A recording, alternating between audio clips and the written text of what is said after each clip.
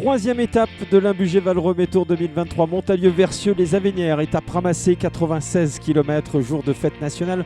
On s'attend à un feu d'artifice français. Les premières attaques dès le kilomètre 0, mais l'on va vite comprendre que le peloton est cadenassé par l'équipe du leader et les formations placées au classement général.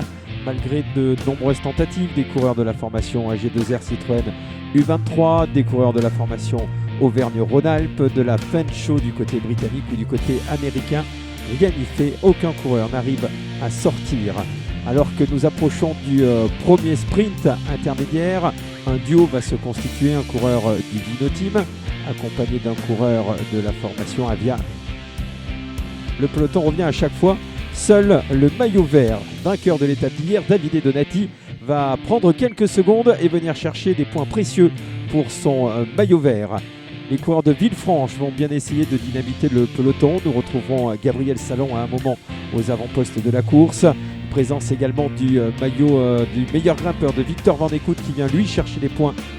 Autour de Johan Chardon, le Vendéen, accompagné d'Hugo Tapis, de tenter sa chance. Les deux hommes prennent 10 secondes au peloton, mais erreur de parcours, problème pour les deux hommes mal aiguillés qui vont voir le peloton revenir.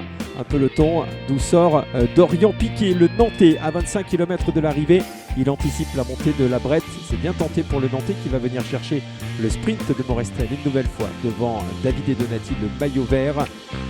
Piquet repris dans un premier temps par les coureurs belges Dacroc Torman, puis par le peloton. Nous sommes alors à 20 km de l'arrivée. La dernière ascension avec les coureurs de la formation Auto Eder qui vont passer à l'offensive et le maillot jaune Christophe Kral en personne. Christophe Kral, victime de cette chute collective alors que nous sommes à un peu moins de 15 km de l'arrivée. Seule une vingtaine de coureurs se retrouvent à l'avant. C'est le moment choisi par la formation AG2R pour dynamiter la course avec Baroumi et Grégoire. Malgré toutes les tentatives, cela se finit au sprint alors que nous pensions que Baptiste Grisel allait s'imposer.